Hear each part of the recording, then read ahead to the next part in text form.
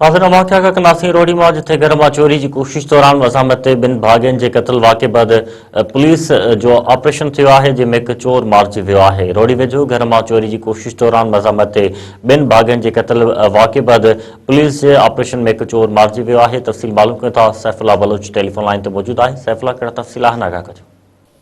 रोडी भरिसां दुबर थाने जी हद में पेश आयल वाक़े खां पोइ पुलिस इलाइक़े में वॾे पैमाने ते ऑपरेशन शुरू करे छॾियो आहे। पुलिस मूजिबि चोरी जे इरादे सां आयल हथियारबंद चोर सावंत बिरादरी जे घर में दाख़िल थिया, जंहिंखे फायरिंग कंदे फ़रार थियण जी कोशिशि करे रहिया हुआ। चोरनि जी फायरिंग नतीजे में ॿ भाॻिया मारिजी विया, जॾहिं त हिकु ॼणो ज़ख़्मी थी पियो आहे। वाक़े जी इतला मिलण पर एसएसपी सक्कर अज़हर मुग़ल पुलिस नफ़री समेत वाक़े वारे हंधि पहुची जवाबदारनि जो पहिरो कयो।